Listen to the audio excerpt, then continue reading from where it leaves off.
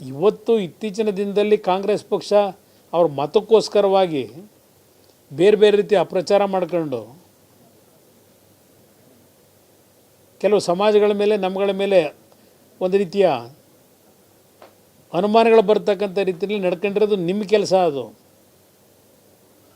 ಆದರೆ ಇಷ್ಟೆಲ್ಲ ಘಟನೆ ನಡೆದು ಇವತ್ತು ನೀವು ಅರೆಸ್ಟ್ ಮಾಡ್ತಾ ಇದ್ದೇವೆ ಅಂತ ಏನು ಹೇಳ್ತಿರಲ್ಲ, ಎಲ್ಲರನ್ನು ಬಂಧಿಸ್ಲಿಕ್ಕೆ ಹೇಳಿದ್ದೀವಿ ಅಂತೇಳಿ.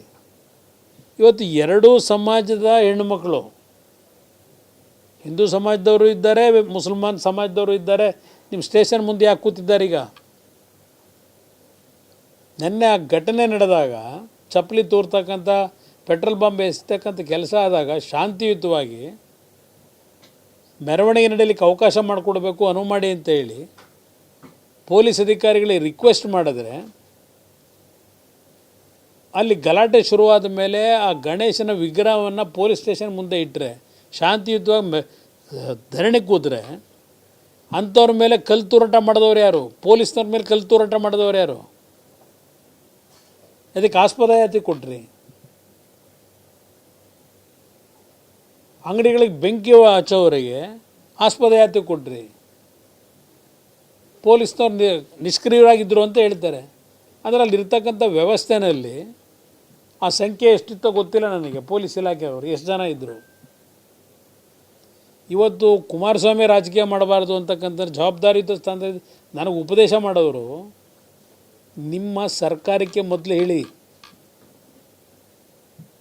ಯಾವ ರೀತಿ ನಡ್ಕೋಬೇಕು, ಜನರ ರಕ್ಷಣೆ ಮಾಡ್ತಕ್ಕಂಥದ್ದು, ಅದನ್ನು ಸರಿಯಾಗಿ ನಿರ್ವಹಣೆ ಮಾಡಿ ಅಂತಕ್ಕಂಥ ನಿಮ್ಮ ಗೃಹ ಸಚಿವರಿಗೆ ಹೇಳಿ.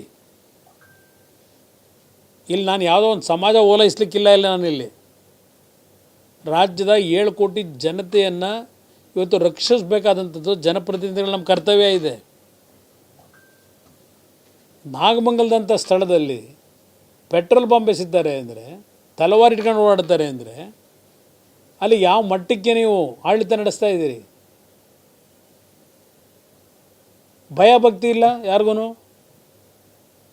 ಈ ಸರ್ಕಾರ ಬಂದ ಮೇಲೆ ಪ್ರತಿನಿತ್ಯ ಯಾವ ರೀತಿ ಕಾನೂನು ವ್ಯವಸ್ಥೆಗಳಲ್ಲಿ ನಿಮ್ಮ ಇಲಾಖೆಯಿಂದ ಇರ್ತಕ್ಕಂಥ ನಿಷ್ಕ್ರಿಯತೆ, ಅಧಿಕಾರಿಗಳ ಶಕ್ತಿಯನ್ನು ಇವತ್ತೇನು ಸಂಪೂರ್ಣವಾಗಿ ಇವತ್ತು ಅವರನ್ನು ನಿಷ್ಕ್ರಿಯ ಮಾಡಿದ್ದೀರಿ ಅಧಿಕಾರಿಗಳನ್ನು, ಅದರ ಹಿನ್ನೆಲೆ ಇಂಥ ಘಟನೆಗಳು ಮರುಕಳಿಸ್ತಾ ಇದೆ. ಪ್ರತಿದಿನ ಹಲವಾರು ರೀತಿಯ ಕೊಲೆಗಳು, ದರೋಡೆಗಳು ಸ್ವೇಚ್ಛಾಚಾರವಾಗಿ ಯಾಕೆ ನಡೀತಾ ಇದೆ? ನಿಮ್ಮಲ್ಲಿ ತಪ್ಪಿಟ್ಕೊಂಡು, ನಿಮ್ಮಲ್ಲಿ ಅಡ್ಮಿನಿಸ್ಟ್ರೇಷನ್ ಲ್ಯಾಪ್ಸಸ್ ಇಟ್ಕೊಂಡು ನನಗೆ ಬುದ್ಧಿ ಹೇಳೋದು ನಿಮ್ಮಿಂದ ಕಲಿಬೇಕಾ? ನಾನು 2 ಬಾರಿ ಮುಖ್ಯಮಂತ್ರಿಯಾಗಿ ಕೆಲಸ ಮಾಡಿದ್ದೇನೆ, ಹೌದು. ನನ್ನ ಕಾಲದಲ್ಲಿ ಯಾವುದೇ ರೀತಿಯ ಕೋಮು ಸಂಘರ್ಷಕ್ಕೆ ಎಡೆ ಮಾಡಿಕೊಟ್ಟಿಲ್ಲ. ಇವತ್ತು ನೀವು ಬಂದ ಮೇಲೆ ಇಷ್ಟರ ಮಟ್ಟಿಗೆ ಎಲ್ಲ ಸಮಾಜದ ಒಂದು ರಕ್ಷಣೆಗೆ ನಿಮ್ಮ ಕಾರ್ಯಕ್ರಮ ಯಾವ ರೀತಿ ಕೊಟ್ಕೊಂಡಿದ್ದೀರಿ, ಇದೆಲ್ಲ ಕಾಣ್ತಾ ಇದ್ದೇವೆ, ನೋಡ್ತಾ ಇದ್ದೇವೆ. ಇವತ್ತು ಕೋಟ್ಯಾಂತರ ರೂಪಾಯಿ ನಷ್ಟ ಆಗಿರ್ತಕ್ಕಂಥ ಆ ವ್ಯಾಪಾರಸ್ಥರ ಪರಿಸ್ಥಿತಿ ಏನಾಗಬೇಕು? ಸಾಲ ಎಲ್ಲಿ ತರಬೇಕು? ಅವರು ಸಾಲ ತೀರಿಸೋದಲ್ಲಿ ತೀರಿಸ್ತಾರೆ. ಸಣ್ಣ ಪುಟ್ಟ ವ್ಯಾಪಾರ ಮಾಡೋರು ಅವರು ಇವತ್ತು ಬೀದಿಗೆ ಬಂದಿದ್ದಾರೆ, ಅವ್ರ ಪರಿಸ್ಥಿತಿ ಏನಾಗಬೇಕು? ಏನಾದರೂ ಕನಿಷ್ಠ ನಿಮಗೆ ಒಂದು ಪರಿಜ್ಞಾನ ಇಟ್ಕೊಂಡಿದ್ದೀರಾ ನೀವು ಕಾಂಗ್ರೆಸ್ ನಾಯಕರು? ಅಲ್ಲಿ ಯಾರೋ ಕೂತ್ಕೊಂಡೇನೋ ಅವ್ರ್ಯಾರೋ, ಯಾರೋ ಒಬ್ಬ ಕೂತ್ಕೊಂಡು ಬುದ್ಧಿ ಹೇಳ್ತಾನೆ, ಇನ್ನೊಂದು ಹೇಳ್ತಾನೆ. ಅದು ನನ್ನ ಜೊತೆಲೇ ಹಿಂದೆ ಇದ್ದಂಥವ್ರು, ಕೆಲಸ ಮಾಡಿದವರು, ನಾನು ಯಾವ ರೀತಿ ನಡ್ಕೊಂಡಿದ್ದೀನಿ ಅಂತಕ್ಕಂಥದ್ದು, 2 ಬಾರಿ ಮುಖ್ಯಮಂತ್ರಿಯಾಗಿ ರಕ್ಷಣೆ ಯಾವ ರೀತಿ ಕೊಟ್ಟಿದ್ದೀನಿ ಅಂತಕ್ಕಂಥದ್ದು ಇತಿಹಾಸದಲ್ಲಿ ಕಡತದಲ್ಲಿದೆ. ಯಾತಕ್ಕೆ ನನ್ನ ಕಾಲದಲ್ಲಿ ಯಾವ ಘರ್ಷಣೆ ಇರಲಿಲ್ಲ, ಯಾವ ಕೋಮು ಸಂಘರ್ಷಗಳು ಯಾಕಿರಲಿಲ್ಲ ನನ್ನ ಕಾಲದಲ್ಲಿ? ಈಗ ಯಾಕೆ ಇವೆಲ್ಲ ನಡೀತಾ ಇದೆ? ಇದಕ್ಕೆ ಭಾಳ ಮುಂದೆ ದಿನಗಳು ಕಾಂಗ್ರೆಸ್ ನಾಯಕರಿಗೆ ಹೇಳ್ತೀನಿ, ಪೆಟ್ಟು ತಿಂತಕ್ಕಂಥ ದಿನ ದೂರ ಇಲ್ಲ. ನೀವು ಸರ್ಕಾರದಲ್ಲಿ ಇವತ್ತು ಏನೇನು ನಡೀತಾ ಇದೆ, ಪಾಪ ನಿಮ್ಮಗಳಿಗೆ ಆ ಲೂಟಿ ಹೊಡೆಯೋ ಕೆಲಸದ್ದು ಇವತ್ತೇನು ನಡೀತಾ ಇದೆಯಲ್ಲ ಚರ್ಚೆ ಜನಗಳಲ್ಲಿ, ಅದನ್ನು ಅರಗಿಸ್ಕೊಳ್ಳೋಕ್ಕೆ ನಿಮಗೆ ಸಮಯ ಇಲ್ಲ ಇವತ್ತು. ಅದು ಇವತ್ತಿಂಥ ಒಂದು ಪರಿಸ್ಥಿತಿಗಳಾಗಲಿಕ್ಕೆ ಕಾರಣ ಆಗಿದೆ ಅನ್ನೋದು ನನ್ನ ಅಭಿಪ್ರಾಯ.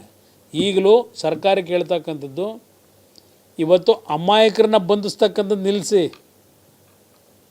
ಈ ಪ್ರಕರಣದ ಹೆಸರಿನಲ್ಲಿ ಹೇಳ್ಕೊಂಡು ಸಿಕ್ಕಿದ್ದವ್ರನ್ನೆಲ್ಲ ಅವನು ಒಳ್ಳೆಯವನೋ ಕೆಟ್ಟವನೋ ಇದನ್ನೆಲ್ಲ ಪರಾಮರ್ಶೆ ಮಾಡಿದೆ ಮನೆಗಳಿಗೆ ನುಗ್ಗಿಬಿಟ್ಟು ತೊಗೊಂಡೋಗಿ ಅರೆಸ್ಟ್ ಮಾಡಿ 50 ಜನ ಅರೆಸ್ಟ್ ಮಾಡಿದ್ದೀವಿ, 60 ಜನ ಆಗಲೇ ಬಂಧಿಸಿದ್ದೀವಿ, ಇನ್ನೂ ಬಂಧಿಸ್ಲಿಕ್ಕೆ ಹೇಳಿದ್ದೀವಿ. ಇದೆಲ್ಲ ಮಾಡಬೇಕಾಗಿರೋದು. ಇದರಲ್ಲಿ ಯಾರು ಕಲ್ಪ್ರಿಟ್ ಇರ್ತಾನೆ ಅವನ್ನೆಲ್ಲ ಹೊಟ್ಟೋಗಿರ್ತಾನೆ. ಈಗಾಗಲೇ ಮನೇಲಿ ಯಾವನೋ ಇರೋರನ್ನ, ಆ ಮನೆ ಜೀವನಕ್ಕೆ ಆಧಾರವಾಗಿರೋರನ್ನ ತಗೊಂಡೋಗಿ ಬಂಧಿಸಿ ಪೊಲೀಸ್ ಸ್ಟೇಷನ್ಗೆ ಹಾಕೊಂಡ್ರೆ ಆ ಕುಟುಂಬಗಳ ಪ್ರತಿನಿತ್ಯ ಬದುಕೇನಾಗಬೇಕು? ತಪ್ಪು ನಿಮ್ಮಿಂದಾಗಿದೆ. ರಕ್ಷಣೆ ಸರಿಯಾದ ರೀತಿ ಕ್ರಮ ತೆಗೆದುಕೊಳ್ಳದೆ. ನಾನು ನಾಳೆ ದಿನ ಬೆಳಗ್ಗೆ 7-7:30 ಗಂಟೆಗೆ ಹೋಗ್ತೀನಿ. ಇವತ್ತು ಡೆಲ್ಲಿಯಿಂದ ಬೆಂಗಳೂರಿಗೆ ಹೋಗ್ತಾ ಇದ್ದೇನೆ. ಬೆಳಗ್ಗೆ ಸ್ಥಳ ಪರಿಶೀಲನೆ ಮಾಡ್ತೀನಿ. ಅಲ್ಲಿ ಏನೇನಿದೆ ವಾಸ್ತವಾಂಶ ಪ್ರತಿಯೊಂದು ಜನಗಳಿಂದಲೇ ತಿಳ್ಕೊತೀನಿ. ನಂತರ ನಾನು ಹೆಚ್ಚಿನ ವಿಡಿಯೋಗಳಿಗೆ ಪ್ರತಿಧ್ವನಿ ಯೂಟ್ಯೂಬ್ ಚಾನೆಲ್ ಸಬ್ಸ್ಕ್ರೈಬ್ ಮಾಡಿ, ಬೆಲ್ ಐಕಾನ್ ಕ್ಲಿಕ್ ಮಾಡಿ.